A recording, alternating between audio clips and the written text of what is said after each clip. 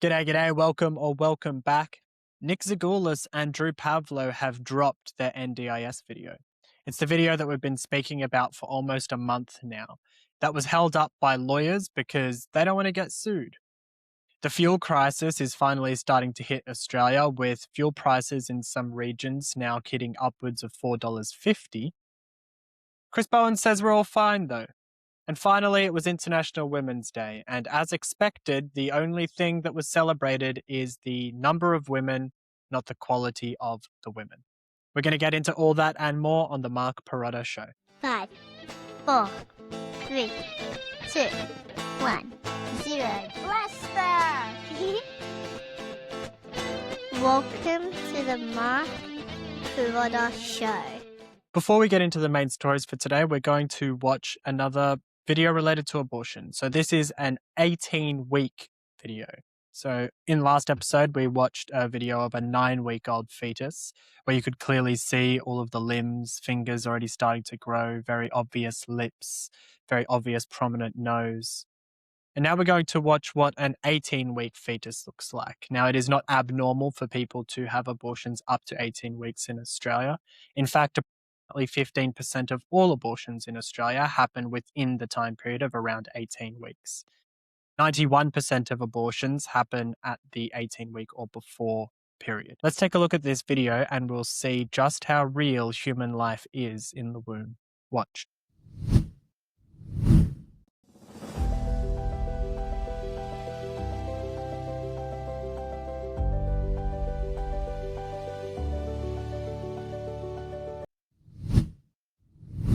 Now, I got a really interesting comment on one of the videos that was saying that we shouldn't have the right to judge women who have an abortion.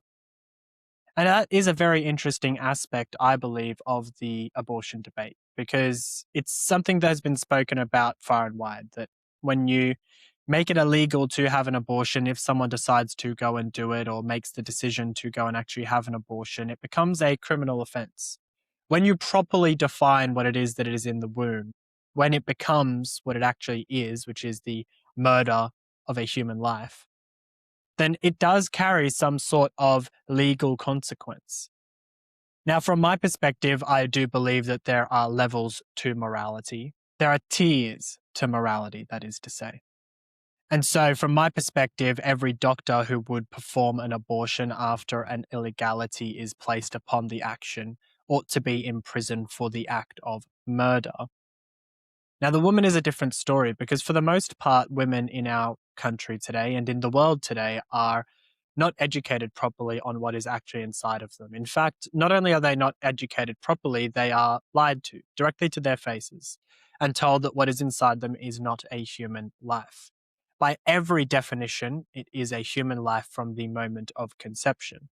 The debate that we're having is a moral argument around whether that human life is worth saving or not. In many ways, it's very similar to the debate that was had about the rights of Black individuals within America and the broader West.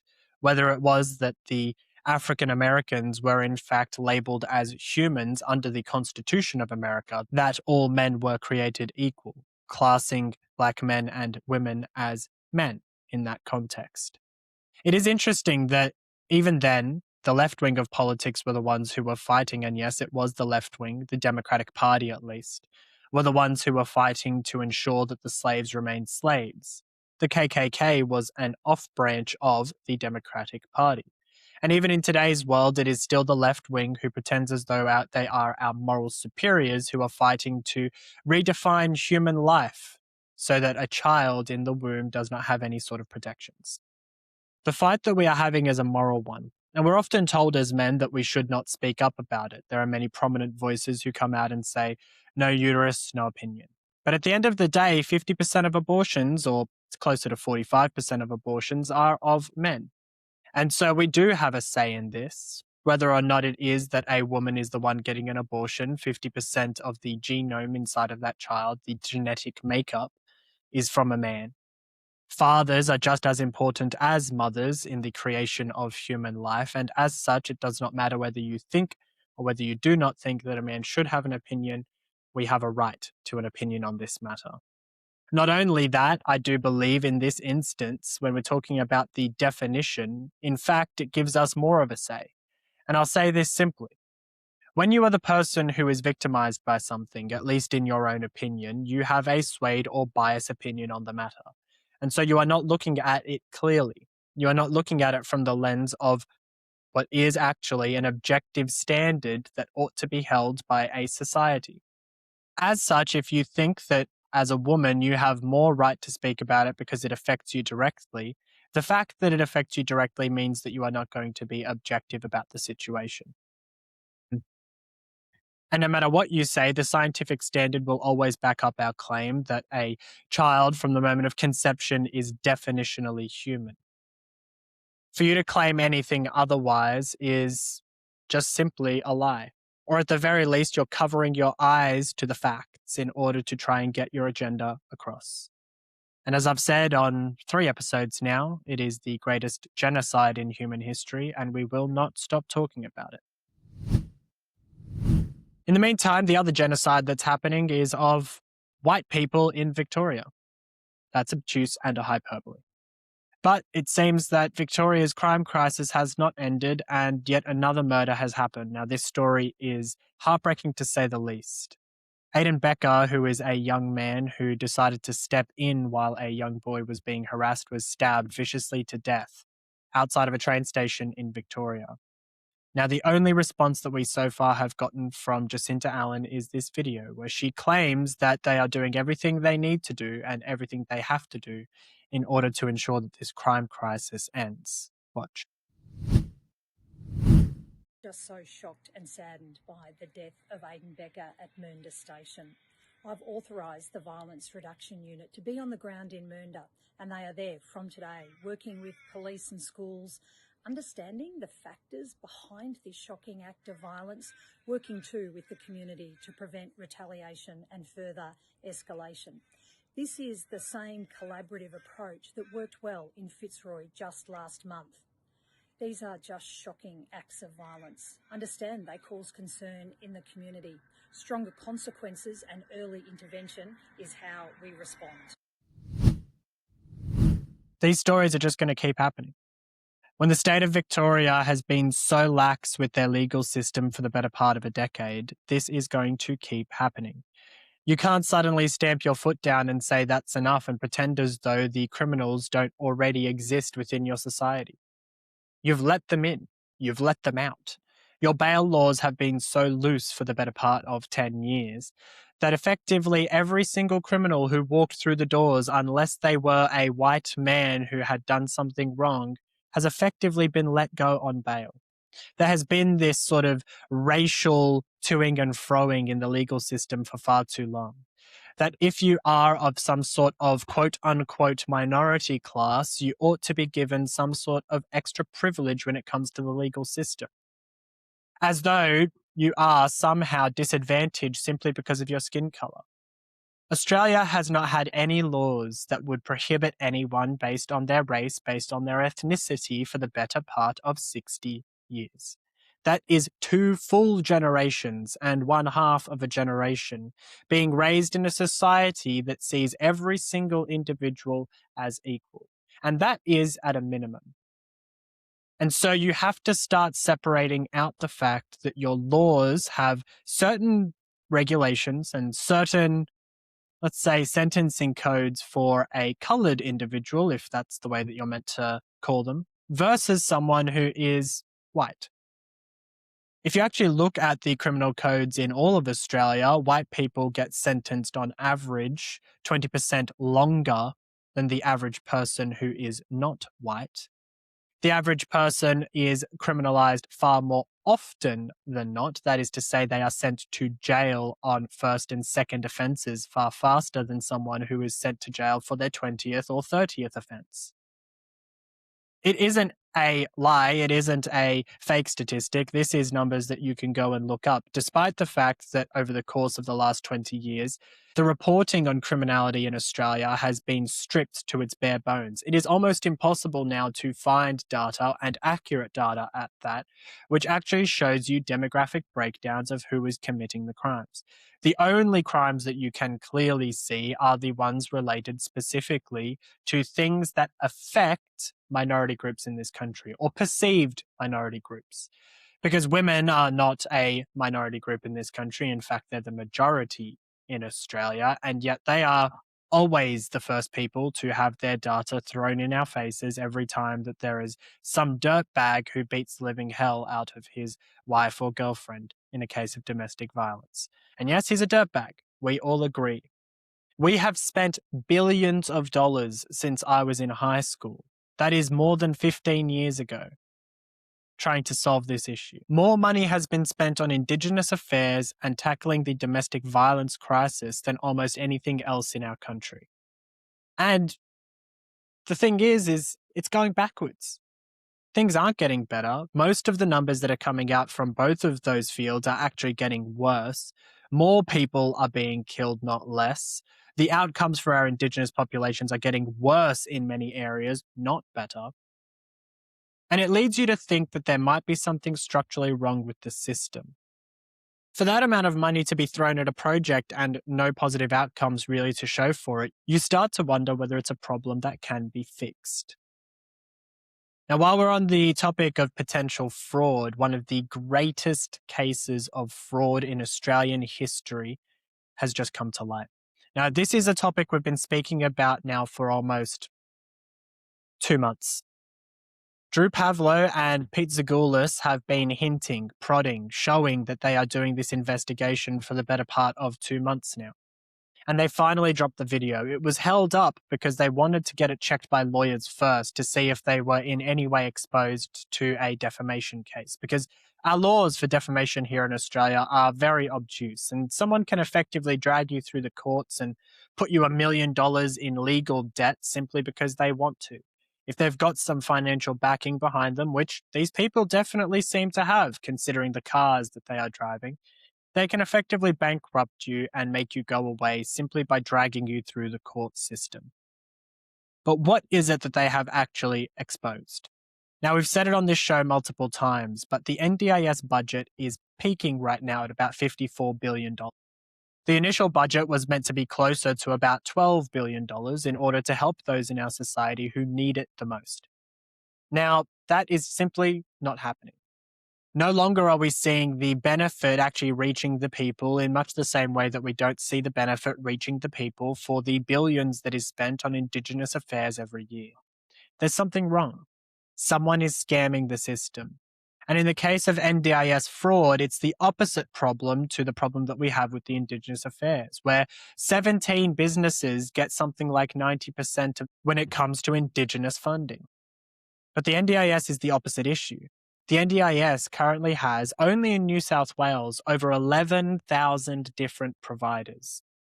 And Drew Pavlou and Pete Zagoulas spent months investigating this fraud. They went, just for 1 week, to Western Sydney, to several different locations with mass amounts of NDIS businesses, and just went and asked questions, knocked on doors. So I'm going to show several clips here in a row of what they've uncovered, at least parts of it. I don't want to actually show the whole thing. It's about 4 minutes altogether of what I'm about to show you. But you should go to Pete Zagoulas' website and go and find it. I'm going to drop the link for his YouTube down in my comments section, and you should go and watch the whole video. It's 55 minutes and it is insane. It has spin-offs that are coming, but you really should watch this. To come to St. Clair. Oh, you're going to be in the trouble. Can I ask you a understand? question? No. Of course. Is this a legitimate business? Bro, get out. Hey, get please, out. that's assault because this is my That's property. not I'm on. Hey. She just broke the $800 glasses. How many times we come here? You broke my glasses. I don't care whatever you're going to say. You broke my glasses. I don't care. I'm not going to speak to anyone. Are you seeing this? Out of here. This is the NDIS, the National Disability Insurance Scheme. currently 4 p.m. right now, so they're supposed to be open. Welcome to 5-star community care. Bro, what the heck is this? A Nick Shirley video? Holy crap. Look at the misspelling on this. It doesn't just say personal activities, it says personal activities, and even accommodation at the bottom. Do you know why their doors are locked if they're supposed to be open? Never mind. Is anyone even in here?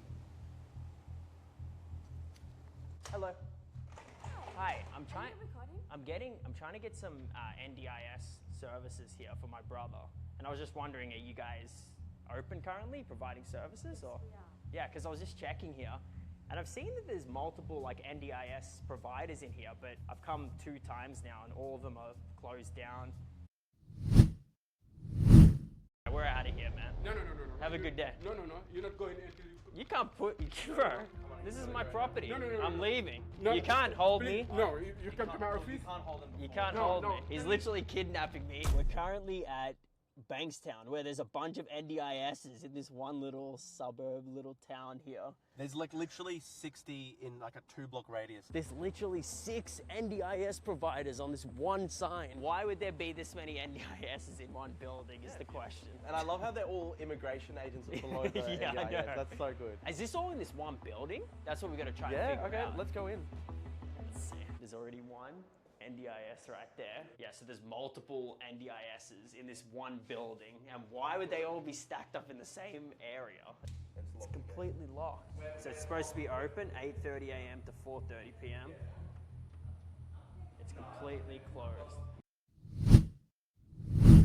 Next door is a money transfer business. Now, the money transfer business owner also owns a tobacco shop. In Australia, the tobacco industry is renowned for being involved in international money laundering. We sent a mate to the tobacconist to check it out. Can I get the Manchester cigarettes? And they're selling Manchesters, which according to the ABC are the most prolific, illicit, counterfeit brand on the market, imported in vast quantities from the Middle East. Which is obviously illegal.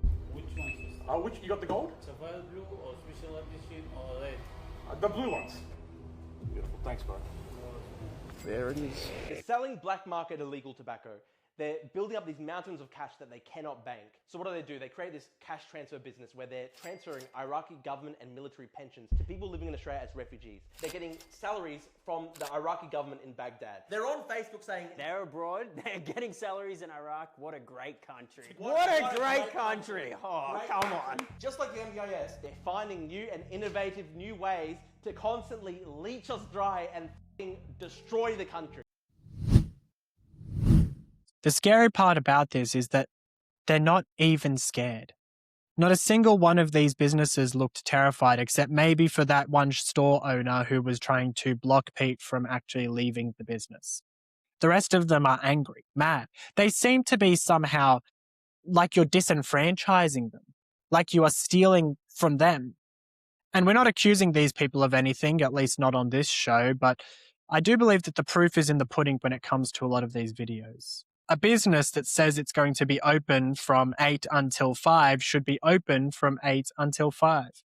These businesses that are renting out office spaces on the taxpayer dime, also driving luxury vehicles, charging 4 times the amount of time plus travel, which is not something they should be charging for, while taking no cleaning supplies. The people who pretend as though they are actually an NDIS business while realistically being a business that deals entirely in immigration and visas. The fraud in this country is rife, and it's not hard to see why. When you bring people into this country that can offer you so much, people will take advantage. That is not to say that every single one of these people are going to be Indian or African. The ladies who were the ugliest in this, and ugliest as a portion of how they acted, they were Middle Eastern. They were Lebanese. They were white presenting, as the left wing often says. This is not an issue technically of race, it's an issue of culture. It is the problems that they have in their own country, the way of life that they have in their own country. That is to say that if it's available, that it ought to be taken advantage of. It's not simply using the system legally, it's bending the rules and breaking the rules to make yourself a pretty penny. These are people who are skating off your dollars, taking away money that is put aside for the most vulnerable in our society. Pete Zagoulas and Drew Pavlou have just done more for the Australian public in terms of checking out fraud than our entire anti-fraud system that exists within this country today. There is no oversight on this industry. In fact, the Commissioner of NDIS said, in his own words, at least to paraphrase, that if every single bit of fraud was investigated inside of the NDIS, that our Australian legal system would collapse. We do not have a legal system, and we are a very judicious country, that is capable of handling the amount of fraud that exists in this country. That is dire straits. $54 billion. Chances are more than half of that is fraudulent. Just based upon what Drew and what Pete were able to uncover, that almost 3 in 4 of every business that they tried to open was not even open.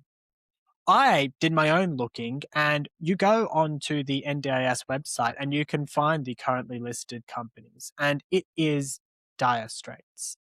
You go on there and, again, probably 2 in every 4, 1 in every 2 businesses. You try and find a website, it doesn't exist. If you try and click on the website pops up with all sorts of spelling mistakes, or the website just doesn't exist. It's not paid for. And this is a currently approved business. You can filter this down to businesses that have received payments in the last 3 months. And that's what I did to at least try and make it legitimate. And it is shocking, the amount of businesses that exist. Just a mobile phone running the entire business, no actual storefront. But the most dire video, which is a video that you should go and watch, was the clip where they effectively managed to set up a sting operation to get the cleaners. And the cleaners came in, they charged 4 times as much, they charged for travel when they're not meant to, and they didn't even really clean the place. This is fraud on a level that we have not seen ever. This is Watergate. This is what happened in Minnesota. And by the way, he's planning to come here. I forgot what his name is now, but the gentleman who basically did the entire Minnesota fraud scandal thing, he's planning on coming to Australia to help us out. This is just one part of one portion of the NDIS fraud. They have something like 15 hours worth of footage that they have not been able to release because the lawyers haven't been able to clear it. We have to keep our eyes on this story because this is the sort of thing that is allowing these left-wing policies to continue. Because charity is great. Being able to use our money to help those who are the most disadvantaged is great. But when the Overton window of disadvantage spreads so much, and when we introduce people into this country who are not raised with the spirit of charity, they are raised with a spirit of fraud, then yes, there is a major issue with allowing these services to continue to go unchecked. $12 billion is what it was meant to cost us. It is now more than 4 times that amount over the course of 12 years. That's not inflation, that's fraud. I want to congratulate those 2 gentlemen for doing what they did. And they've done more than every legacy media, than every single one of our government agents who are meant to be looking for this, even more than our police officers. Only 12 cases of NDIS fraud have been prosecuted in recent years. It's not good enough, and we deserve better as a nation. Now, one of the greatest problems that we've seen recently with the conflict over in Iran, which seems to still be going on schedule, the propaganda videos are starting to come out from the Iranian media. Everyone is starting to listen to TikTok news instead of listening to the actual news. And by the actual news at this point, I mean Sky News, The Australian, and sometimes the ABC, at least when they're not talking about Donald Trump specifically. People are starting to actually get their information from news sources like TikTok, and not in a way that is good, because sometimes people can actually make their own videos and give you some pretty interesting information. But people who are giving obtuse things like, the US is losing this war, they just don't want you to know. And you're, what? The Iranians have a right to protest, but we don't have a right to help them do it. What? The Iranians shouldn't be put in danger right now, but we're going to send a busload of them who were here to play soccer, who did not sing the national anthem, back to their country to likely be murdered. These are the scenes that we saw from the bus that was holding the Iranian soccer players as they made it from their way from the airport to the hotel after not being given refugee status by the Albanese government. Mind you, This all happened on International Women's Day. Watch.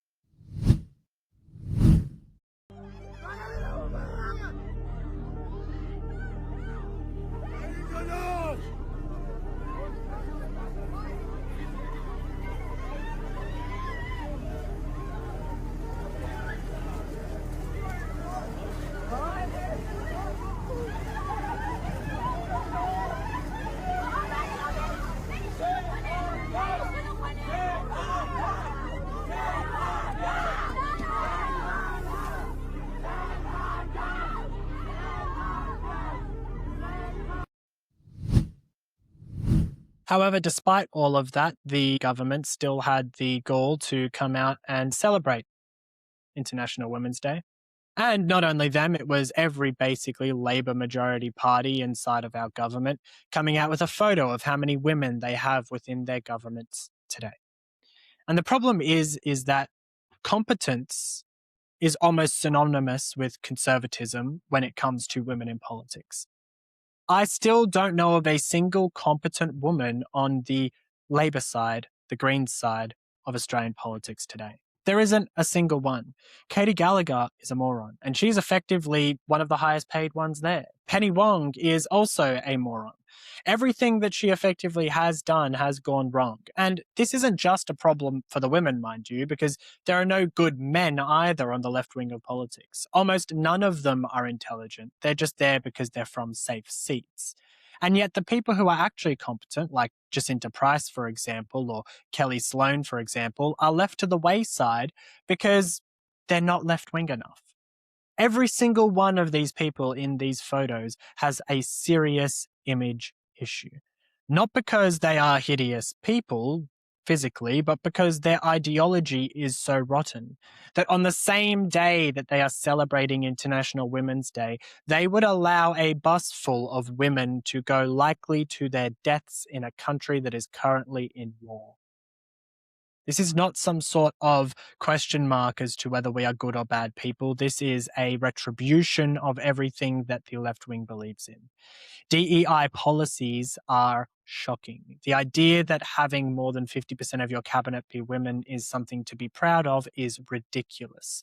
We live in the most equal society on earth. The fact that you are not 50% doesn't mean that you are discriminated against. It means maybe there was just someone better for the job. And we're not seeing anything coming out of Tasmania that indicates anything different. In fact, in Tasmania, the Honourable Rebecca White has come out and said that there aren't enough women being nominated for Person of the Year. I'm not kidding. She's angry because there aren't enough people who are women who are being nominated for Person of the Year, with almost 75% of the entrants currently being men. So what Rebecca White wants you to do is to make up stories about women who have done incredible things this year. It's not like this is some sort of sexist appeal, because in the exact same document, she says that in some of the last election processes, in order to pick some award of some sort, there's been upwards of 46% of women who were selected. At the end of the day, if you go through a year and 75% of the people who did good things that year were men, that doesn't mean that there is some sort of sexist plot. Maybe men just did some good work this year. And even then, these are just nominations. If 25% of the people got nominations, out of that 25% of women, one of them is going to be selected. At the end of the day, it could be a woman, even out of that 25%, who gets selected. If that one, right, let's do numbers again out of 100. If only 1% of people were selected and that one person was a woman, but she cured brain cancer, okay, she would be selected for Person of the Year. It does not matter that there was 75%, or in this case, 99% of the people who were men. It just depends on how good the thing was. People could have been selected because, they saved a cow on the side of the road. And we really like that in this country, saving wildlife that has been struck by a car or a vehicle of some sort. They might have been nominated just for that. But in this country today, we are no longer doing sanity. DEI is the name of the game. And if you do not reach certain quotas, you are a terrible organization. And despite that fact, Pauline Hanson, who is the only real female leader inside of Australian politics. Elizabeth Waters doesn't count because she is actually a DEI hire, and she is so unintelligent, it's not funny. At the very least, David Shoebridge is mildly intelligent, whom I had a fight with on X the other day, technically. He said 2 words. I said, why are you asking questions that will likely get Australians killed, in essence? And he said, good grief, full stop. And then a bunch of his goons decided to reply. You can go and find that on X if you'd like. But at the end of the day, where we are here in Australia right now is in a situation where the image of looking good is more important than actually being good. The image, that is to say, the virtue signaling, which is what virtue signaling means. It is to say that I put an image forward of what I believe in so that you will think that I am good, is starting to fall apart. And it always happens when something bad happens. Whenever a crisis of some sort is thrown out into the populace, then you start to see the facts for what they are. Not just a rendition that the left wing of politics wants you to see with fairies and roses and rainbows, the idea that a utopian socialist society can exist. It is the logical consequence of giving too much to the wrong people to make yourself seem as though you are a good person. And there is no better display of this than our current energy policy in this country. The fact that we have so shafted our ability to produce, our ability to refine, and our ability to frack right now in this nation. Our oil is at dire straits. People are panic buying in a way that we have not seen since the 70s. And realistically, I don't see this going well. However, Chris Bowen thinks that everything is all fine and dandy, there isn't a problem, and we don't need to be worried. At least I think that's what he said, because he contradicted himself twice in that video. Let's watch. I agree with the NRMA. NRMA's said there's no case for panic buying, urged people only to buy petrol when they need it, and I agree with that. There is no need to rush to the service station and fill up. I do understand people's concerns. But it's important that people know we do have a good stock of petrol in reserve in Australia. There is no immediate threat to petrol supplies in Australia. There will be challenges in this difficult environment in the Middle East. The Straits of Hormuz is a very important supply chain for the world, not just for Australia, for the world, including to Singapore and Southeast Asia, where we get most of our petrol. So there are real challenges, but there is no need for panic buying, but it will just make the situation worse. But that's panic buying because of, don't panic buy because we're not going to run out, not because the prices are going to go up. Yeah, look, there will be pressures. Prices, the biggest impact on petrol prices in Australia will always be oil prices, and oil price will come into pressure. But for those Australians who are concerned about our supply of oil and petrol, I'm pleased to say that we are in good shape. So let me get this straight. Let's break down this sentence, okay? And we'll see where we land on it. So you say, don't panic buy because it will make things worse. But you also say there isn't a problem. If you're saying that it's going to make things worse, that implies that there is already a problem. For example, if your nose is itchy and you itch it and someone says, don't itch it, that's going to make it worse.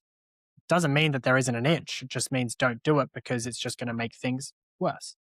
So there is a problem, but he doesn't want you to do anything about it right now. He doesn't want you to prepare yourself for the inevitability of us running out of fuel at this stage.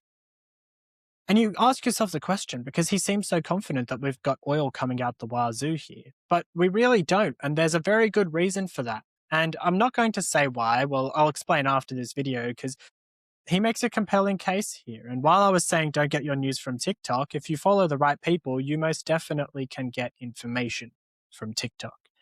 And this gentleman, Rossi Adventures, is a great example of that. He is brilliant. All of his stories, all of his clips have incredible information. But mind you, he does swear. So if you've got kids listening, maybe put this a little bit quiet for the time being. Watch. Want to know why we're fucked on fuel? Take a look at this shit. Petrol prices in Sydney are tonight hitting $3 a litre as concerns deepen over oil supplies from the Middle East. I don't know why no one's talking about this shit, but we had oil reserves. We had enough to get us through this crisis. So in 2020, the Morrison government bought 1.7 million barrels of crude oil during the market crash. So we got oil very, very cheap, and we stored that oil in the US Strategic Petroleum Reserve.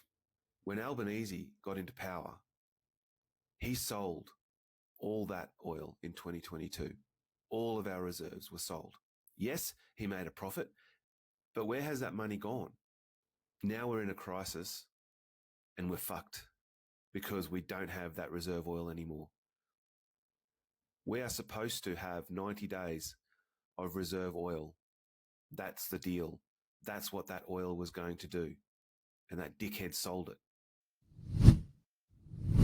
This is the way things go with Labor. I've said this for years. The way that our economy works here in Australia is this. The Liberal government, and it's why we're currently failing, the Liberal government is meant to come in and make the economy good. Okay, it means we are meant to get a surplus. At least that's how it's meant to go, but we got Scott Morrison and Malcolm Turnbull, who are basically just closeted Labor voters.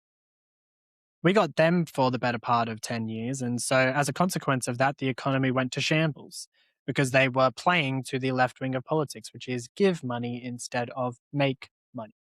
But the way things had gone for 30, 40 years was that the Liberals would be elected, they'd fix the economy, and then Labor would say, you're not spending enough of our money, and they'd come in and spend all the money, the economy would tank, and then the Liberals take over, fix everything again, and then the Labor take over, they spend all the money.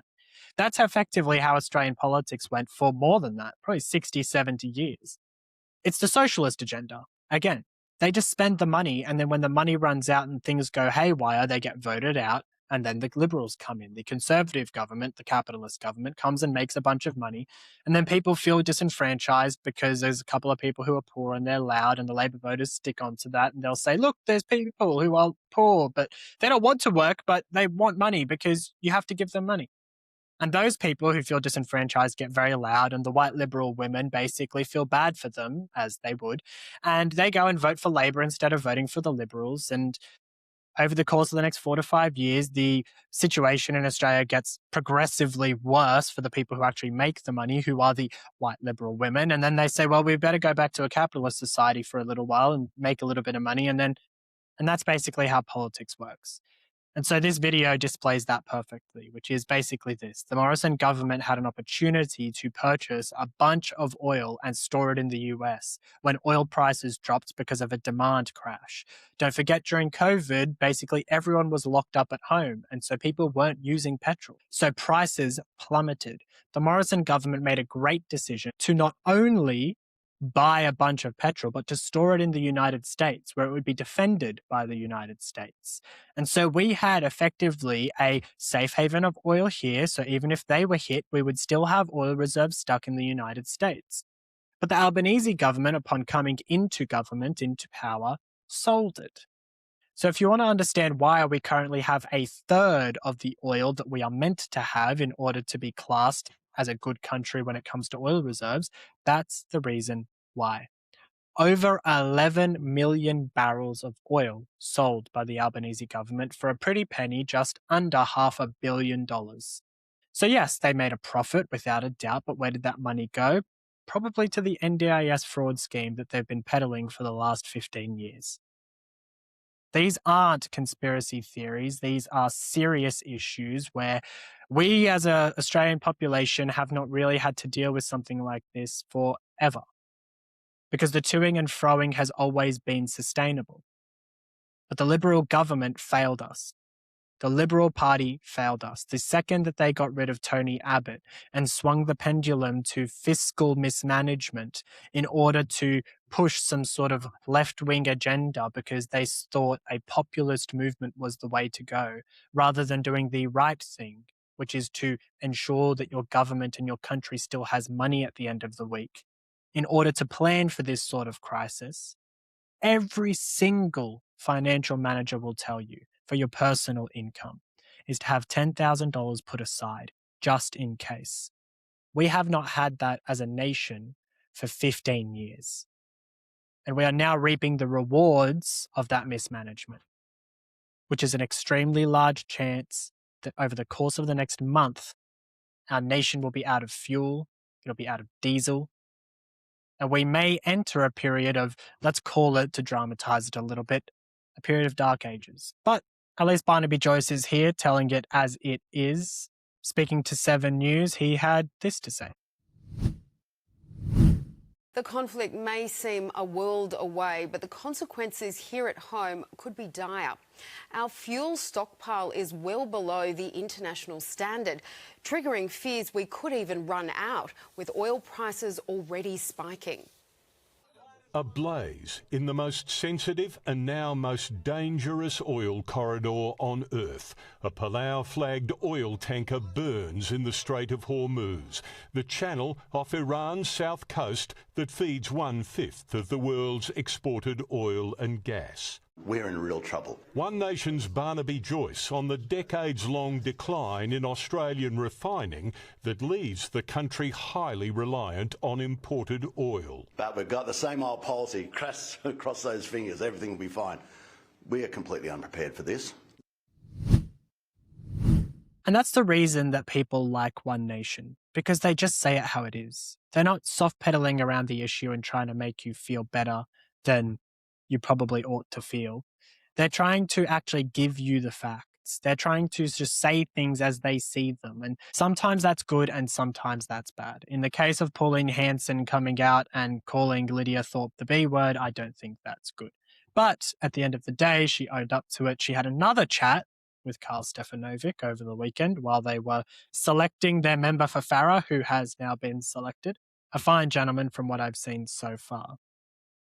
And that's the current state of Australia. Abortion is still legal and we're still committing a genocide while hundreds of thousands of people cry about a fake genocide in our streets. We are currently seeing one of the greatest fraud, embezzlement, and failures of our economic system ever through the NDIS. Our fuel reserves are absolutely tanking, and Pauline Hanson's One Nation is likely going to win as a consequence of that.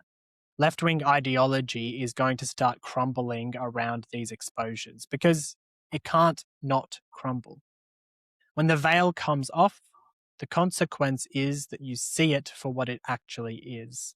It is an ugly ideology that puts the onus of charity not on the individual but on the state. And as a consequence of that, there will be people who take advantage. When you remove the interpersonal connection of charity, then there's going to be someone, and there's going to be a lot of people in this case, who take advantage of a system that should exist to help those who need it and will be taken by the hyenas who just scavenge off the goodwill of others. That will do us for the show today. My name is Mark Pirotta. I will speak to you guys tomorrow. God bless.